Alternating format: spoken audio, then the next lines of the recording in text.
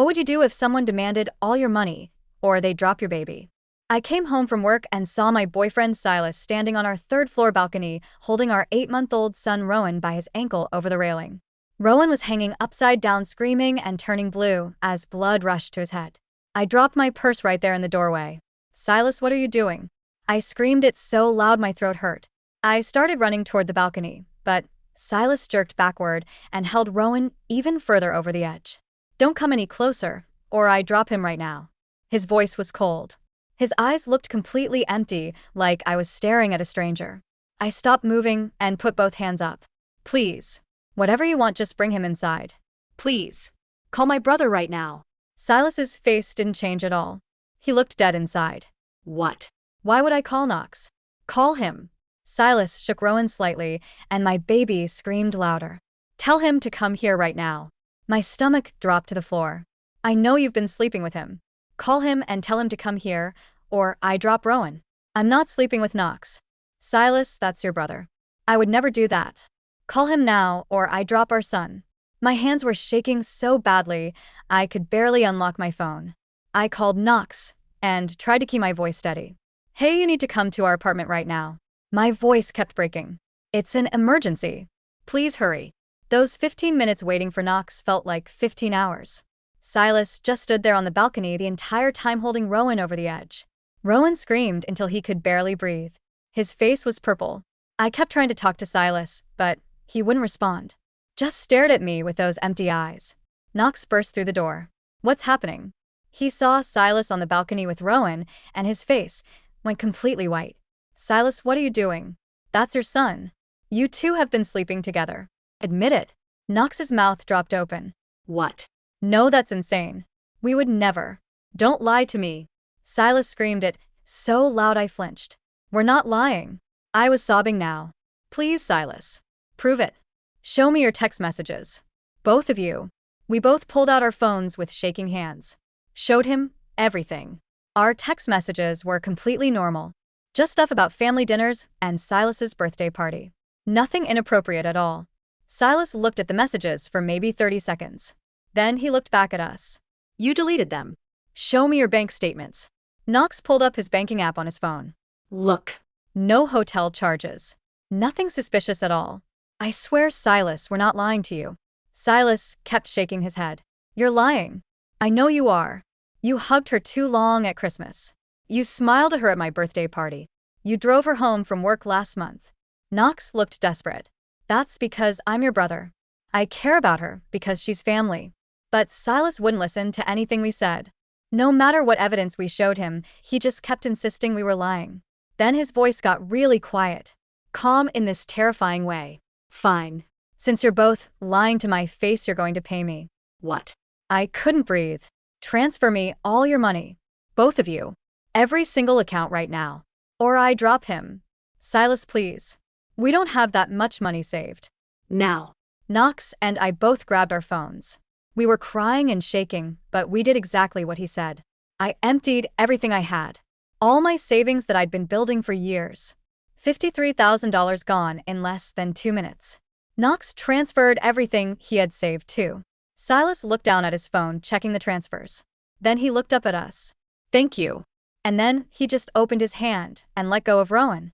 Just dropped my baby off the third-floor balcony like he was throwing away trash. My scream didn't even sound human. It was like something got ripped out of my chest. This horrible sound I didn't know I could make. Silas ran inside. He shoved Knox hard into the wall. Shoved me to the floor. Then he ran out the front door and disappeared. I scrambled to my feet. Couldn't think. Couldn't breathe. Just ran for the stairs. Down 3 flights, as fast as I could possibly go. My legs were shaking.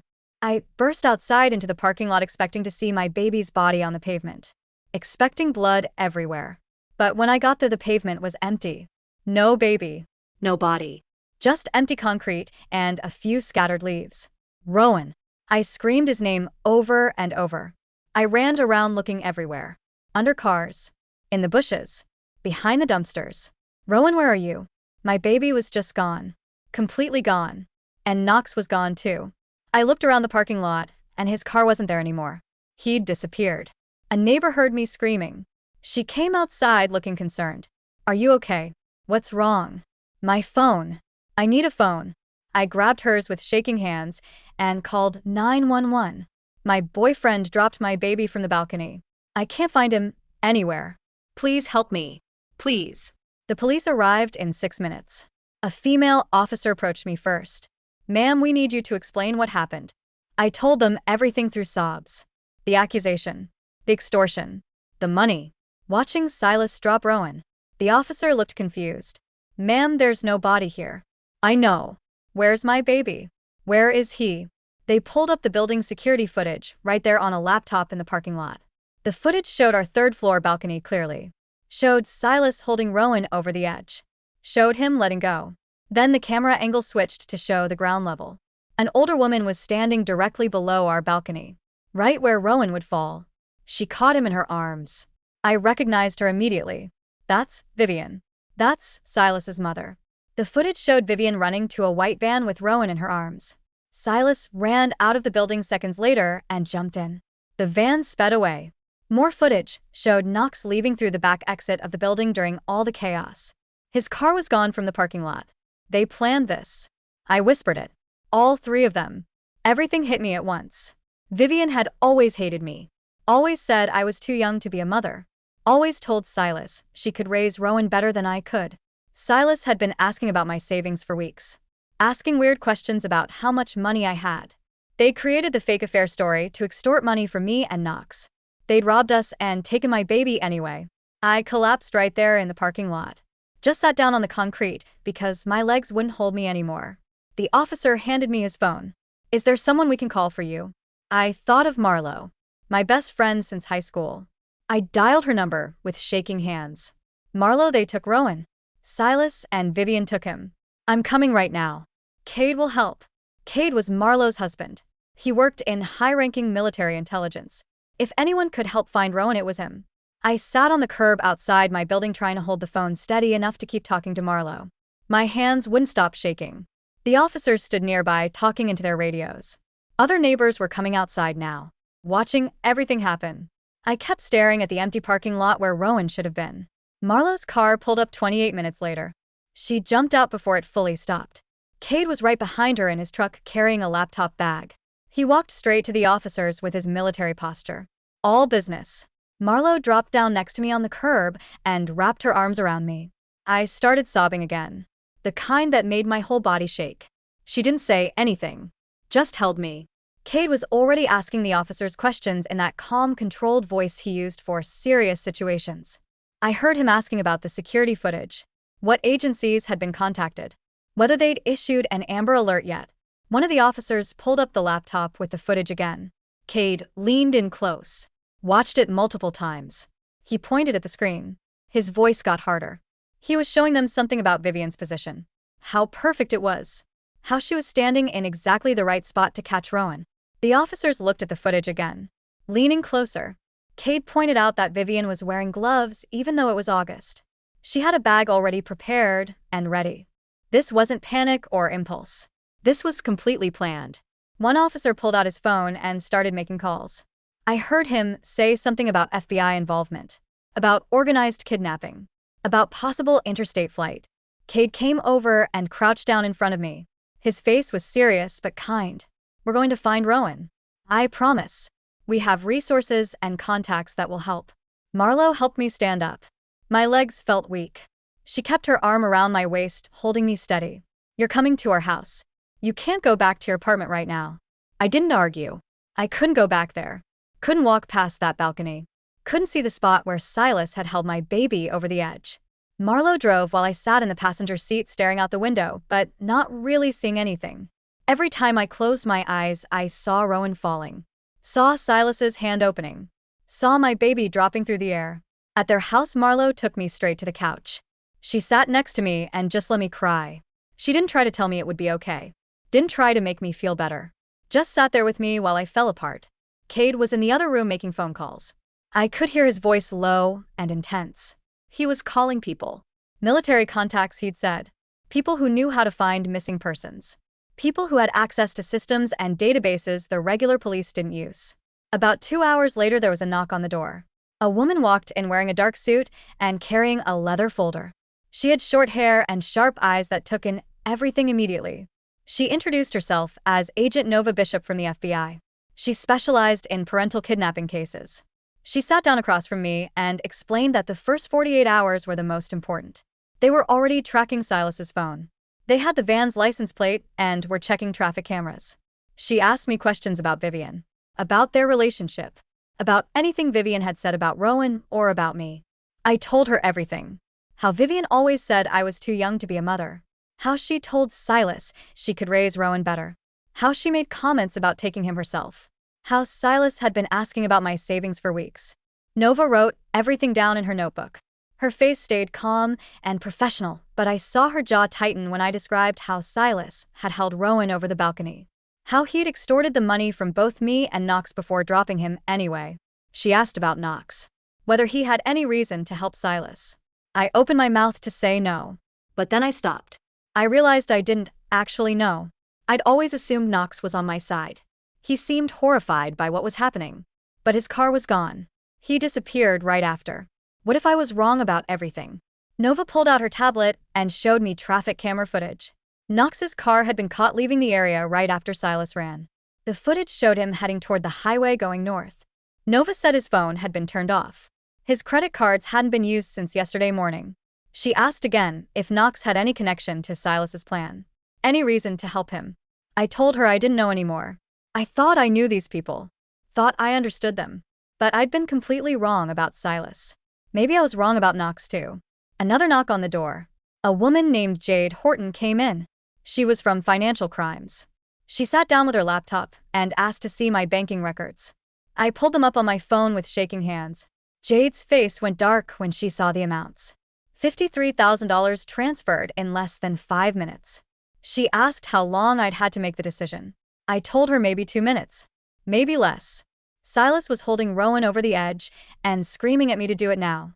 Jade explained that this was felony extortion combined with kidnapping. The money trail would help them locate Silas and Vivian. She started tracing where the transfers went. Her fingers moved fast across her keyboard. After about 20 minutes, she looked up. The money had gone to an account that was opened 3 weeks ago. It was under a fake business name. Completely fabricated. This meant Silas had been planning this for at least that long. Maybe longer. I felt sick. 3 weeks ago we were still together. Still living like a normal family. He was kissing me goodnight. Playing with Rowan. Acting like everything was fine. And the whole time he was planning to destroy my life. To steal my baby and take everything I had. I started remembering things. Details I'd ignored at the time. Silas had been weird for about a month. Asking strange questions about my savings. About my family's money. About whether I had life insurance. I'd thought he was being practical. Maybe thinking about buying a house. Planning for a future. Now I realized he was calculating. Figuring out exactly how much he could steal from me. How much damage he could do before he disappeared with Rowan. Cade came back into the room. He'd been on the phone with one of his military contacts. They traced the van to a rental company about 40 miles away. Vivian had rented it 2 weeks ago using a fake ID. She'd paid in cash. The rental was reserved for a full month. A full month. They weren't planning to bring Rowan back in a few days. They weren't planning some short-term punishment. They were planning to hide him for weeks. Maybe longer. To let me suffer while they kept him. While Vivian pretended to be his mother. Nova asked if she could talk to me privately. Marlo squeezed my hand and went into the kitchen with Cade and Jade. Nova sat closer, and her voice got gentler. She explained that in most parental kidnapping cases the child wasn't physically harmed. The parents still saw them as their child. Still cared about their safety. But Vivian's involvement made things more complicated. Vivian's motivation wasn't just about hurting me. It was about taking Rowan permanently. About replacing me as his mother. Nova asked if I thought Rowan was okay right now. If I thought they would take care of him. I wanted to say yes. Wanted to believe my baby was safe. But Nova paused before answering. Just for a second. Then she said most likely he was fine. That careful pause told me everything. She was worried too. She wasn't sure. About an hour later Nova got a call. She stepped outside to take it. When she came back her face was grim. They'd found Knox's car. It was abandoned at a rest stop 40 miles north.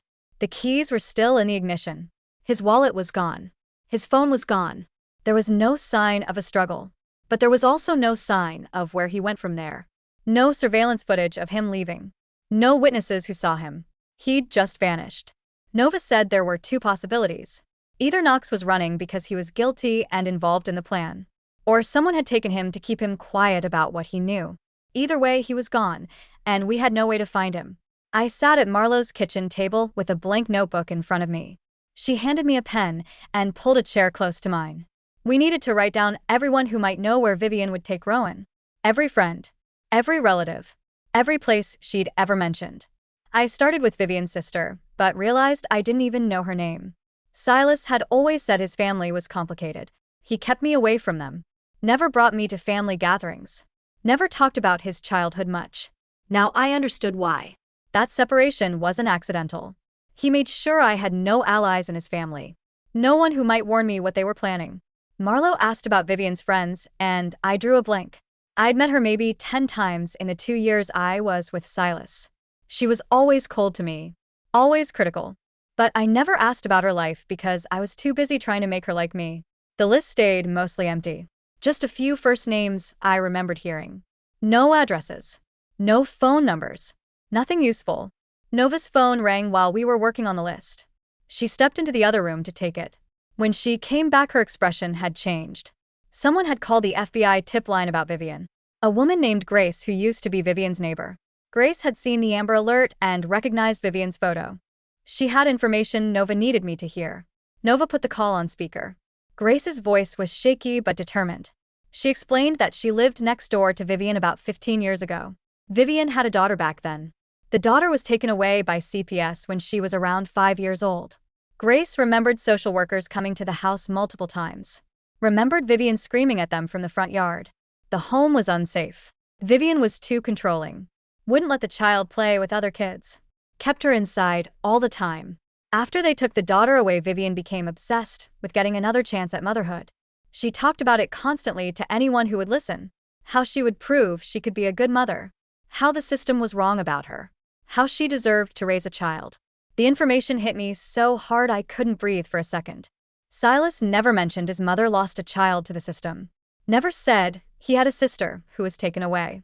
All those times Vivian said I was too young to be a good mother. All those comments about how she could raise Rowan better. It wasn't just about hurting me. Grace kept talking. She said Vivian never accepted responsibility for losing her daughter. Always blamed the social workers. Blamed the neighbors who called CPS. Blamed everyone except herself. She spent years planning how to prove she was a good mother. Buying parenting books. Taking classes. Building the perfect case for why she deserved another chance. Taking Rowan was about rewriting her past. About getting the child she lost back. About proving to herself and everyone else that she was right all along. Jade showed up an hour later with her laptop. She'd been tracing the money Silas stole from me and Knox. The $53,000 I transferred went into an account opened 3 weeks ago. The account was registered under a fake business name, complete with fake tax documents and a fake business address. She pulled up records showing 2 more accounts just like it, all opened within the past month, all using different fake business registrations. The money was withdrawn immediately after the transfers. Cash withdrawals from ATMs across 2 different states. Small amounts at different locations so it wouldn't trigger alerts. They'd planned this for at least 6 weeks. Maybe longer. All that time I was living with Silas.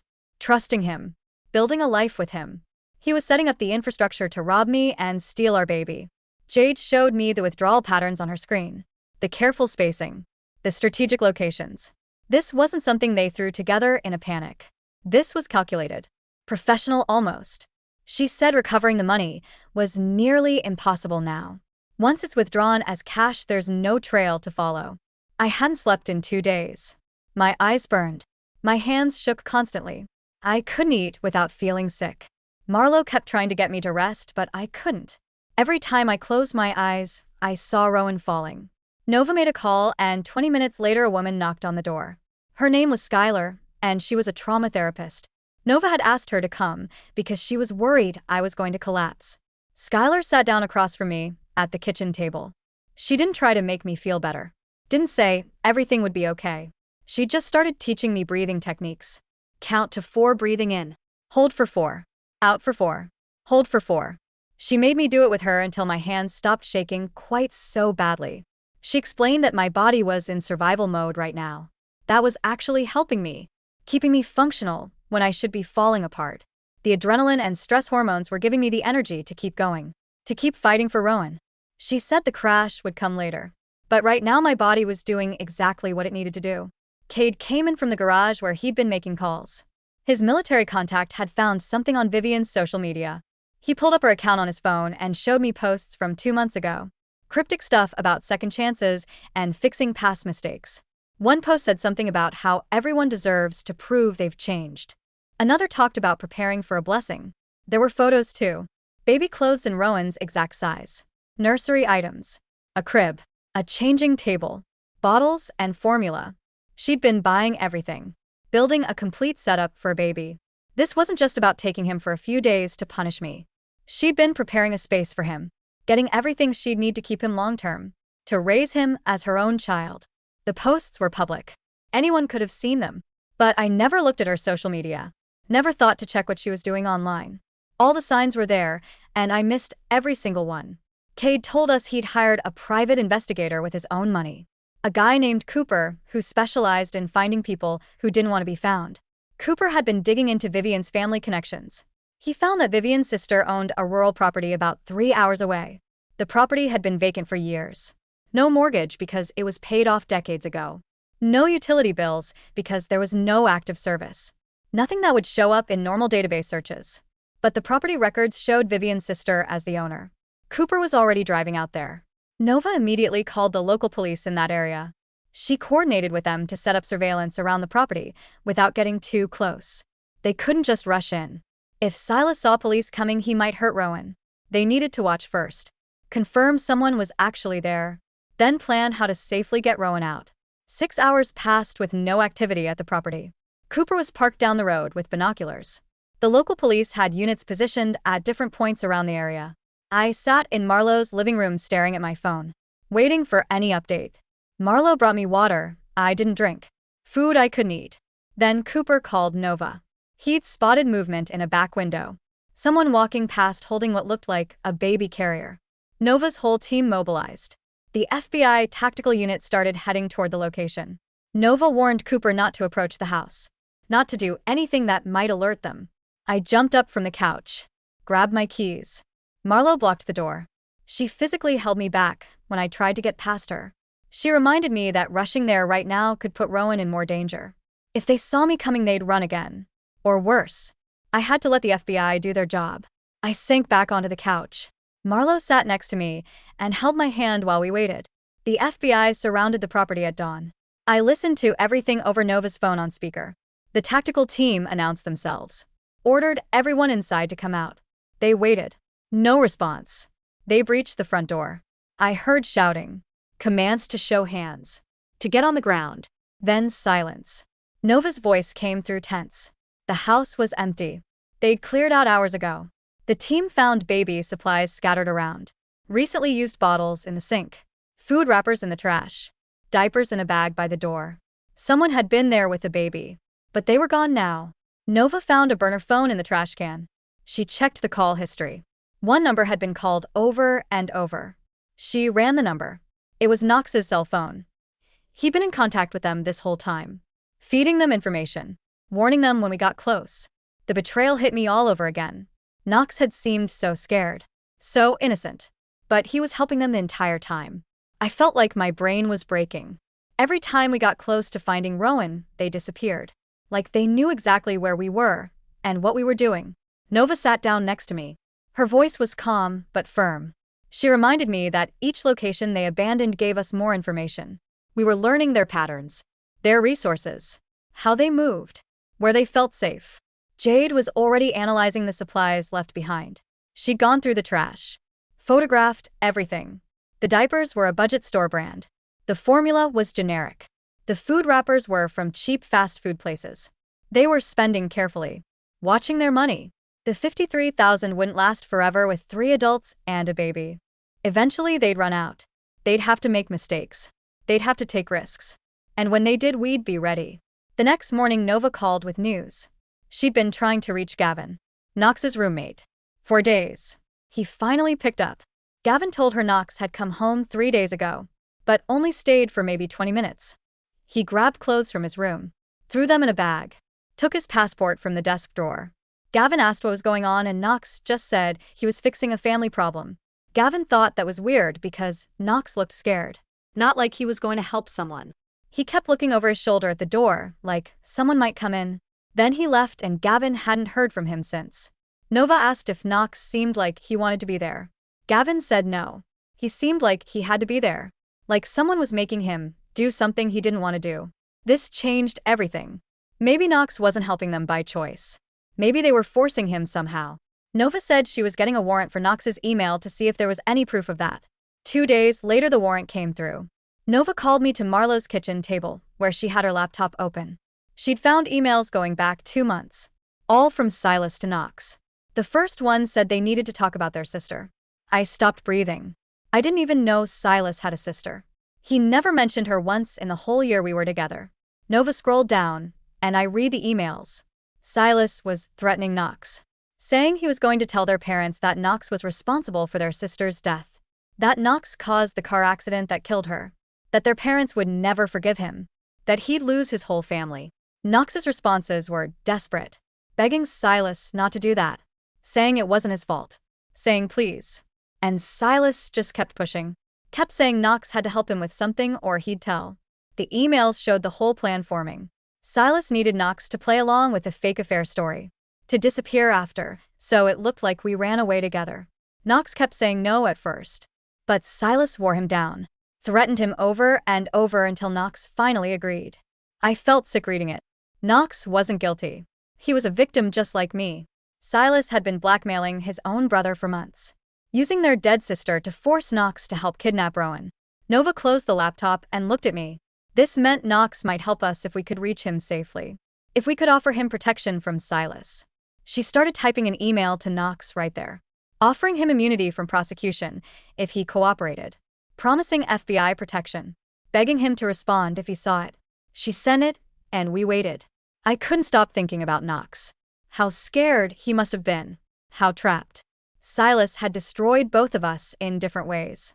3 days went by with no response. The failed raid felt like it happened weeks ago, even though it was less than a week. I was losing hope that we'd ever find Rowan.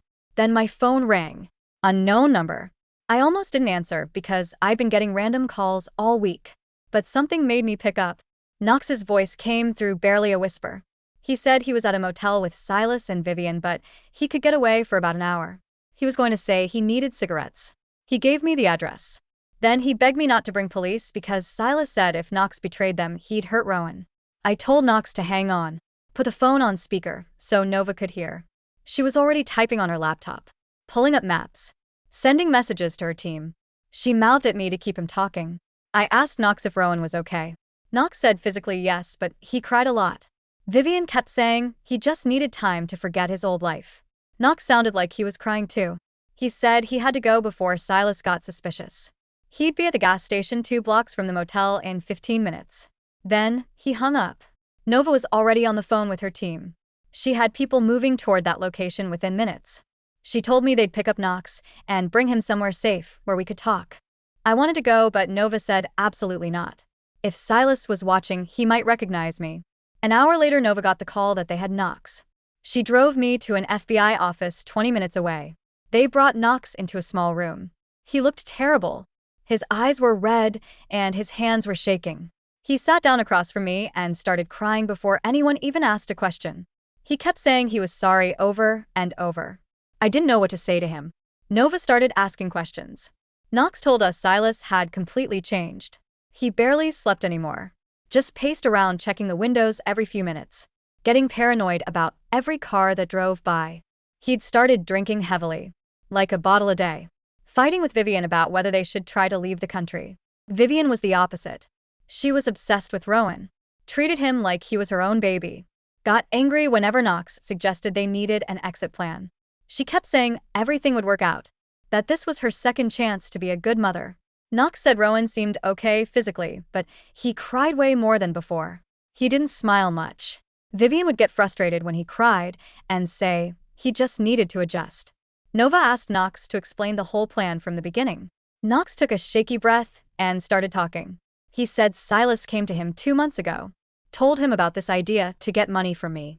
Said I had savings and Knox had money too. That we could make it look like an affair and use that to force us to pay. Knox said no at first. Told Silas that was crazy. That's when Silas brought up their sister. Said he was going to tell their parents Knox caused the accident unless Knox helped. Knox broke down describing this part. He said their sister died in a car crash when Knox was driving 5 years ago. It wasn't his fault, but he'd always felt guilty. Their parents never blamed him. But Knox knew Silas could make them blame him if he wanted to. So Knox agreed to play along. He thought they were just going to threaten me and take money. He didn't know Silas was planning to actually take Rowan. When Silas dropped Rowan off that balcony, Knox thought he'd just watched his nephew die. He panicked and ran. But Silas found him the next day. Forced him to help hide Rowan or he'd tell the police Knox was part of the plan from the start. Knox had been trapped ever since. Nova asked about their movements. Knox said they'd been staying at cheap motels. Never more than 2 nights in one place. Always paying cash. Moving around but staying within a few hours of the city. They had about $30,000 left from the money they stole. Vivian refused to talk about what happened when it ran out. Just kept saying it would work out. Silas was getting more unstable every day. Drinking more. Getting more paranoid. Knox was scared Silas would do something desperate when he realized they were trapped. Nova asked if Knox would wear a wire and go back. Knox's face went white. He said Silas would kill him if he found out. Nova promised they'd have a full team ready to move in the second things went wrong. They'd be watching the whole time. Knox would be safe. Knox looked at me. Asked if I thought he should do it. I wanted to say no. I didn't want to put him in danger. But I also needed my baby back. I told him I couldn't ask him to do that. But if he was willing, we might finally get Rowan. Knox nodded. Said he'd do it. Nova's team spent an hour getting him ready. They put a tiny microphone under his shirt. Gave him a story about his phone dying and having to walk to a store for a charger. Went over what to say if Silas got suspicious. Then they drove him back to the gas station. Nova took me back to Marlowe's house. Set up the audio feed in the living room so I could listen. I sat on the couch with Marlowe next to me. Heard Knox's footsteps. His breathing. The sound of him opening the motel room door. Then Silas's voice sharp and angry. Where have you been? Knox stuck to the story. Said his phone died. He went to buy a charger. Silas didn't believe him. Started yelling about how Knox took too long. About how he couldn't trust anyone. Knox kept saying he just went to the store. In the background I heard Rowan crying. That sound went through me like a knife. My baby was crying and I couldn't get to him. Then I heard Vivian singing some lullaby. Her voice sounded sweet and gentle, but it was wrong. Everything about it was wrong. She was singing to my baby like he was hers. Like she had any right to comfort him. Silas kept interrogating Knox. Asking who he talked to. If he called anyone. Knox kept denying it, but his voice was shaking. I could hear the fear. Silas said he didn't trust this place anymore. Said they were leaving right now. Knox tried to argue. Said they should wait until morning. It was late and Rowan needed to sleep. But Silas wasn't listening. I heard things being thrown into bags. Vivian protesting. Rowan crying harder. Nova grabbed her phone. Called her team. Told them to move in now. Through the audio feed, I heard pounding on the door. Someone yelling that it was the FBI. Then chaos. Silas screaming. Rowan screaming louder. Vivian shrieking about them taking her baby. The audio feed went crazy with sounds of doors breaking and people yelling. I heard boots on floors. Heavy footsteps running. Someone yelling FBI commands. Then more chaos. Silas screaming something I couldn't understand. Furniture crashing. Knox yelling for everyone to stop. Through it all, Rowan kept crying. That awful scared cry that made my chest hurt. Nova grabbed her phone and started talking to her team. Marlowe held my hand so tight it hurt, but I didn't care. I just sat there shaking and listening. An agent's voice came through saying they had Silas in custody. He tried to run out the back door, but they tackled him in the parking lot. He was on the ground with his face in the dirt and his hands being cuffed behind his back. But Vivian had locked herself in the bathroom with Rowan. The negotiator's voice came through the wire. Calm and steady. Talking to Vivian through the bathroom door. Asking her to open up. Telling her nobody wanted to hurt her or the baby. Vivian was crying and saying no over and over. Saying they couldn't take her baby away again. That she deserved another chance. That she would be a good mother this time. The negotiator kept talking. Kept saying the same things in different ways. Minutes passed. 5 minutes. 10. 15. Rowan's crying got weaker, like he was getting tired. That scared me even more. What if something was wrong with him? What if he was sick or hurt? 20 minutes in, and I couldn't take it anymore. I started crying, and Marlo pulled me against her shoulder. Then finally Vivian's voice came through. Quieter now. Saying okay. Saying she would open the door. The sound of a lock clicking. The door opening. An agent saying he had the baby. Vivian sobbing about just wanting to be a good mother this time. About how she never got to raise her daughter, and this was supposed to fix everything. Nova told me they were bringing Rowan to the FBI office downtown. That I should meet them there. Cade drove because my hands were shaking too bad. The whole drive I kept seeing Silas dropping Rowan off that balcony. Kept hearing that scream. Kept thinking about my baby being gone for 8 days. What he went through. If he would even remember me. We got to the FBI office and they took me to a small room with chairs and a table. Nova came in carrying Rowan. The second I saw him, I started crying. She put him in my arms and my legs just gave out. I went down to the floor holding him. He was lighter than before. Thinner. His face looked different. Scared. He cried when I held him, but it wasn't his normal cry. It was this frightened sound like he didn't trust anything anymore. His diaper was dirty and he had a rash. His clothes were too big, like he'd lost weight. But he was alive. He was back. I sat on that floor for 30 minutes just holding him and crying. Marlo sat next to me crying too. Rowan kept looking around like he expected someone to take him away again. His little hands grabbed at my shirt. I talked to him. Told him he was safe now. That mommy had him. That nobody was going to hurt him. Nova brought a bottle and I fed him. He drank it so fast like he was starving. That made me cry harder thinking about them not feeding him enough. After a while the paramedics came in. They wanted to check Rowan over. Make sure he was okay. I didn't want to let him go, but Nova said they needed to examine him. The paramedics were gentle. They checked his temperature and heart rate and breathing. They said he was dehydrated. Underweight. But not seriously injured. They wanted to take him to the hospital for a full examination. I told them I was coming too. That I wasn't letting him out of my sight ever again. We rode in the ambulance. I held Rowan the whole time. The hospital did more tests. Checked everything. The doctor came back and said Rowan had an ear infection that wasn't being treated. Some bruising on his arms and legs from being held too rough. But overall he was okay. The doctor told me babies are tough. That they bounce back. But I should watch for signs of trauma as he grows. Things like being scared of strangers or having trouble sleeping. They gave me medicine for the ear infection and cream for the diaper rash. Nova met us at the hospital and told me Silas and Vivian were officially arrested. They were being charged with kidnapping, extortion, child endangerment, conspiracy. She said the charges were solid, that they were looking at decades in prison. Knox was offered immunity in exchange for his testimony. He took it right away. Started telling them everything. Nova said Knox wanted to apologize to me, that he felt terrible about what happened. I didn't know what to say to that. Part of me understood he was threatened. That Silas had been blackmailing him. But he still helped take my baby. He still participated. I told Nova I wasn't ready to talk to Knox yet. Maybe not ever. She said that was okay. That I didn't owe him anything. The prosecutor was building the case now. Getting all the evidence together. The security footage. The wire recordings. Knox's testimony. Financial records. Everything. Nova said it was one of the strongest cases she'd ever seen. That there was no way Silas and Vivian were getting out of this. Jade came to see me the next day at Marlo's house. She sat down with papers and a tablet and went through everything about the money. She said recovering it would be almost impossible. It was withdrawn as cash from different ATMs across 2 states. Spent on motels and food and gas.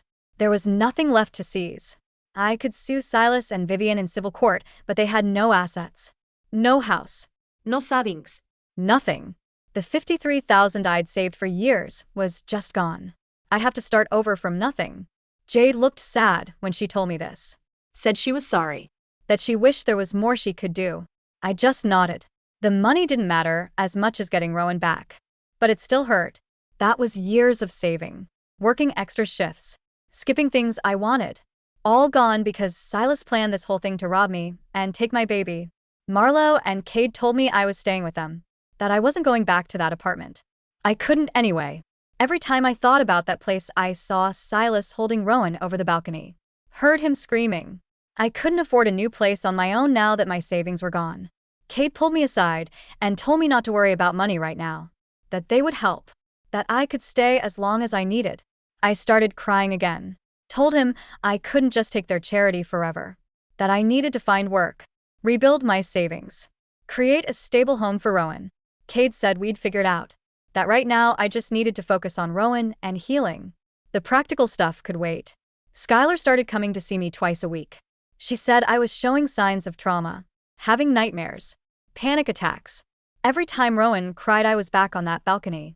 Seeing Silas hold him over the edge. Hearing him threaten to drop him. Every time someone knocked on the door, I thought it was Vivian coming back. My heart would start racing. My hands would shake. Skylar taught me breathing exercises. Ways to ground myself when the panic started. She said this was normal trauma response. That it would get better with time. But right now I felt like I was barely holding myself together. I'd wake up in the middle of the night and have to check on Rowan. Make sure he was still there. Still breathing. Still safe. Marlo would find me sitting next to his crib at 3 in the morning just watching him sleep. The prosecutor called a few weeks later. Said they were offering Silas a plea deal. 20 years instead of life if he pleaded guilty and told them where the money went. I asked what Silas said. The prosecutor told me he refused. That Silas insisted he did nothing wrong. That I deserved what happened for disrespecting his family. That I was a terrible mother and he was protecting Rowan. The prosecutor said Silas showed no remorse at all. Just kept blaming me. Saying I forced him to do this. I hung up and sat there feeling sick. The man I loved never existed. It was all a mask. All fake. The real Silas was someone who could drop his own child off a balcony. Who could plan for weeks to rob me and steal my baby. Who could look at me with those empty eyes and feel nothing. Vivian's lawyer tried a different approach. Argued she was mentally ill. That she wasn't responsible for her actions. The prosecutor brought in Grace and other people who knew Vivian. They testified about her years of planning.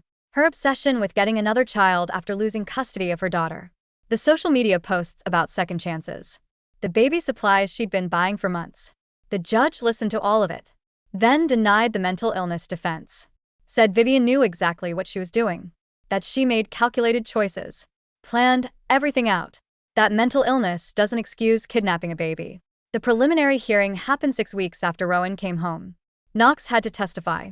Describe everything Silas did. How he planned it all. The threats. The blackmail. I sat in the courtroom holding Rowan and watched Knox on the stand. He was shaking. Crying. Talking about how Silas approached him 2 months before. Showed him the fake affair evidence. Threatened to tell their parents Knox caused their sister's death. Knox broke down when he described hearing Rowan scream when Silas dropped him. Said he thought the baby would die. That he'd have that on his conscience forever. The judge looked angry. Really angry. Silas's lawyer looked like he knew the case was over. That there was no way to defend this. The judge set the trial date for 4 months from now. Said the charges would stand. That Silas and Vivian would remain in custody until trial. I needed to start working again. Marlo set me up with a remote data entry job through a contact of hers. The pay was bad. Really bad. I used to make decent money before all this. Now I was entering numbers into spreadsheets for $9 an hour. But it was something I could do from Marlo's guest room while Rowan napped. I worked 4 hours a day. Marlo watched Rowan during those hours and refused to let me pay her. She said that's what family does. I appreciated it, but I also felt terrible. I couldn't even afford childcare for my own kid. I couldn't provide for him. Everything I'd saved was gone, and I was starting over from zero. Rowan started acting different about 2 weeks after we got him back. He'd scream whenever a man came near him. The mail carrier. Cade. Even the pediatrician at his checkup. He'd cling to me so hard his little fingers left marks on my arms. He wouldn't let me put him down. At night he'd wake up crying every few hours. Sometimes he'd just lie there staring at nothing with this blank look on his face. The pediatrician said we needed to see a child trauma specialist right away. She said the earlier we started treatment, the better chance Rowan had of recovering without lasting damage. The specialist charged $200 per session. We needed to go twice a week. I didn't have $400 a week. I didn't have $400 total. Cade found out about the cost somehow. He told me he was paying for it, and I could pay him back someday when I got back on my feet. He said it like it was no big deal. Like it wasn't $800 a month. I cried in Marlo's kitchen after he left for work. 2 months went by. Rowan's therapy was helping. He was still clingy, but the screaming had stopped. Then the prosecutor called. She said Silas wanted to make a statement to me through his lawyer. Nova told me not to read it. She said it would just upset me and wouldn't help anything. But I wanted to know what he had to say. I thought maybe there'd be an apology. Maybe some explanation that made sense. The prosecutor emailed me the letter. I read it sitting on Marlowe's couch while Rowan played with blocks on the floor. The letter was 3 pages long. Silas wrote that I was too young to be a good mother, that I didn't respect his family, that I would have ruined Rowan's life if he hadn't intervened. He said I forced him to do what he did, that it was my fault for not listening to Vivian's advice about parenting. There was no apology anywhere in those 3 pages. No acknowledgement that he'd held our baby over a balcony, that he'd robbed me, that he'd planned the whole thing for weeks. I walked to the kitchen trash can and threw my phone in it. Marlowe fished it out later. I called the prosecutor back and told her I had nothing to say to Silas. A week after that, a lawyer contacted me. He said he represented Vivian's family. They wanted to meet with me. They wanted to apologize and offer to help with expenses. I was suspicious. Nova said it might be legitimate, that sometimes families of criminals try to make amends. I agreed to meet them at a coffee shop with Nova present. 3 people showed up. Vivian's brother, his wife, and their adult daughter. The brother started crying the second he sat down. He said he was so sorry, that he should have seen the warning signs. He told me Vivian lost custody of her daughter 15 years ago. That CPS took the girl because Vivian was too controlling and the home was unsafe. He said Vivian had been obsessed with getting another chance at motherhood ever since, that she talked about it constantly, that he should have known she'd do something like this. His wife said they had no idea Vivian was planning to take Rowan, that they would have stopped her if they'd known. They offered to pay for Rowan's therapy and my legal fees. All of it, however much it cost. Part of me wanted to refuse. I didn't want anything connected to Vivian, but I needed the help. I needed it badly. So I said yes. The brother set up a bank transfer that day. Knox called me 3 weeks later. He said he was moving across the country, starting over somewhere new. He wanted to meet with me one last time before he left. We met at a park. He looked terrible, like he hadn't slept in weeks. He apologized again for everything. For helping Silas. For not warning me. For running away. Then he tried to hand me an envelope. He said there was $10,000 inside. Everything he had saved. I told him no. I couldn't take his money. He insisted. He said he needed to do something to make this right. That he'd never forgive himself if he didn't try to help. We both started crying standing there in the park. I took the envelope. We talked for a few more minutes about how Silas had destroyed any chance of us being friends, about how we were both his victims in different ways. Then Knox got in his car and drove away. I never saw him again. The trial date arrived 4 months after the kidnapping. I had to testify on the first day. The prosecutor prepared me for what to expect, told me to just tell the truth about what happened. I sat in the witness box and described everything. Watching Silas hold Rowan over the balcony. The fake affair accusation, being forced to transfer all my money, seeing him drop Rowan, running down the stairs, expecting to find my baby dead. The jury sat there staring at me. Some of them were crying by the time I finished. Silas stared at me the whole time with those cold, empty eyes. I stared right back. I didn't look away once. I wanted him to see that he hadn't broken me, that I was still here fighting. Vivian testified the next day. She actually said she was rescuing Rowan for me, that I was a bad mother and she was giving him a better life, that she did the right thing. The jury looked horrified. Even her own lawyer looked uncomfortable. The jury went to deliberate. 3 hours later they came back. The judge read the verdict. Guilty on all counts for both Silas and Vivian. Kidnapping, extortion, child endangerment, conspiracy, everything. The sentencing happened a week later. Silas got 35 years in prison. Vivian got 25 years. The judge said their actions were depraved and calculated, that the only reason they weren't getting life sentences was because Rowan survived without serious physical injuries. I sat in the courtroom listening to the sentences. I felt relief, but not satisfaction. No amount of prison time could undo what they did. No sentence could give me back the person I was before this happened. But at least they'd be locked up. At least they couldn't hurt anyone else. After the trial ended, I started meeting with Skylar twice a week instead of once. We worked through everything that happened. The betrayal, the trauma, the grief for the life I thought I had with Silas. I was angry at myself for not seeing warning signs, for trusting him completely, for being so naive. Skylar kept telling me I was a victim of a sophisticated manipulator, that nothing about this was my fault, that Silas had fooled everyone, not just me. She said it over and over, week after week.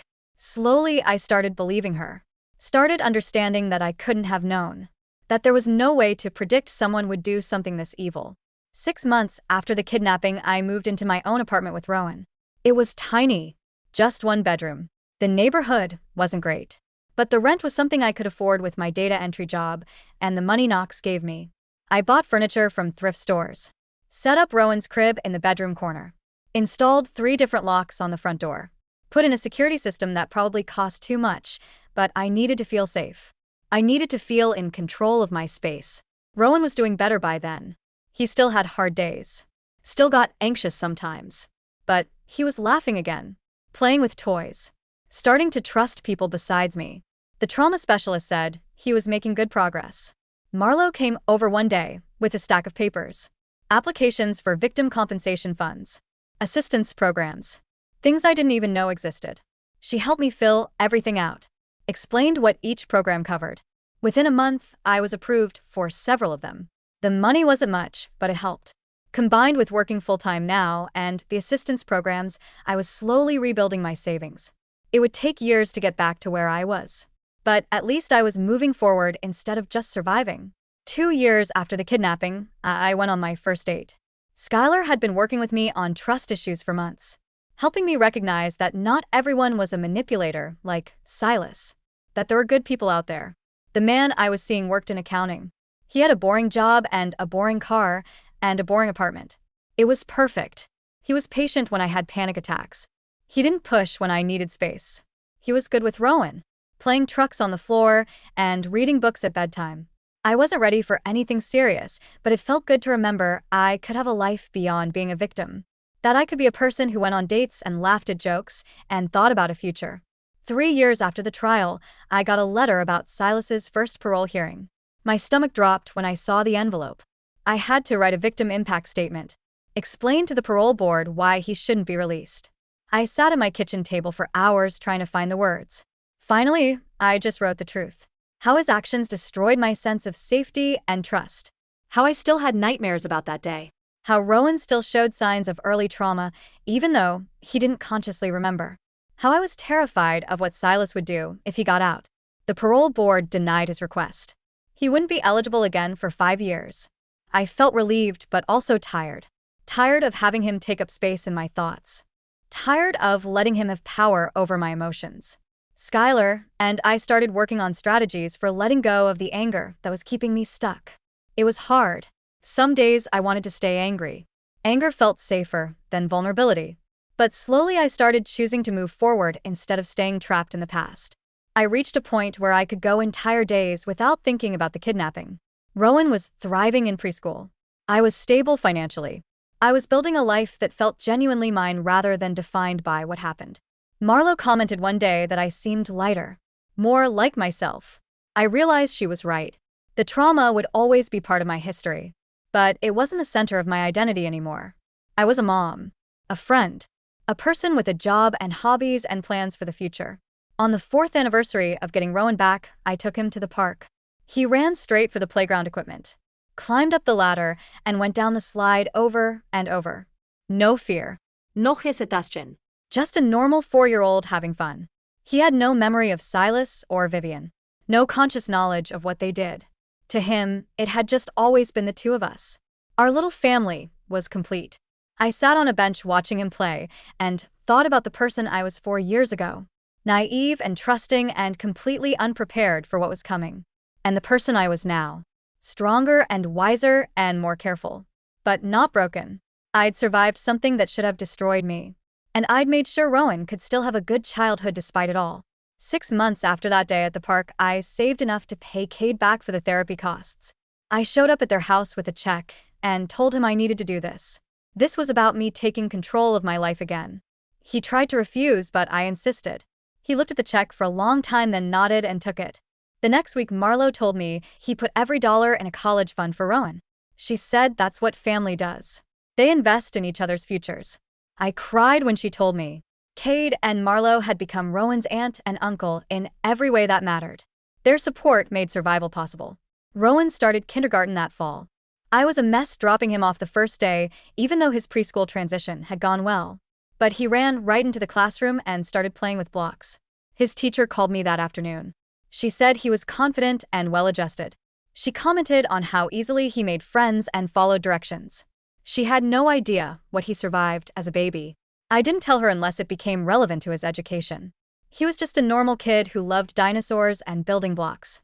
That normalcy was the greatest victory. 5 years after the kidnapping, I met someone at a coffee shop.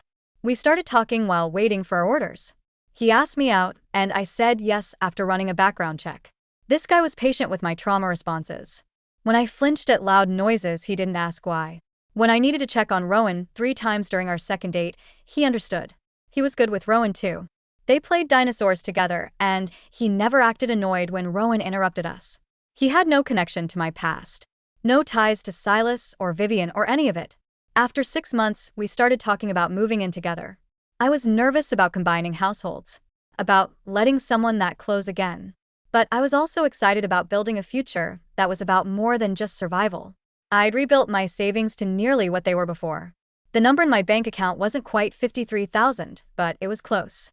I was working in a job I actually enjoyed with room for advancement. My boss had hinted at a promotion coming next quarter. Rowan was thriving in school and showed no lasting effects from his early trauma beyond some minor attachment sensitivity. His therapist said it was manageable and might fade completely as he got older. We had a community of friends and chosen family who supported us. Marlo and Cade. Vivian's brother James, who sent cards and checks. The families I volunteered with who became friends. My coworkers who invited us to barbecues and birthday parties. The life I had now was different from what I imagined before everything happened. But it was genuinely good.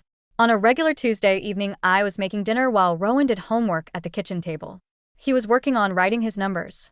His tongue stuck out when he concentrated. I was chopping vegetables for stir fry. The radio played quiet music in the background. My boyfriend was coming over later. We were going to watch a movie after Rowan went to bed. It was so normal, so peaceful. And I realized I was happy. Not just surviving or coping, but actually happy with the life we built. The kidnapping would always be part of our story. I still had nightmares sometimes. I still checked the locks 3 times before bed. But it wasn't the whole story anymore. We were safe. We were loved. We were moving forward. Silas and Vivian took so much from us. They took my savings and my trust and my sense of security. They took those 8 days when I didn't know if my baby was alive. But they didn't take everything. They didn't take our ability to heal, to trust again, to build something beautiful from the wreckage. Rowan looked up from his homework and asked what was for dinner. I told him stir fry with chicken. He made a face because he didn't like vegetables, but I knew he'd eat them anyway. He went back to his numbers. I went back to chopping. The evening stretched ahead of us full of ordinary moments. And that felt like the truest victory possible. Alright, I'm out, but the next story is already on the way.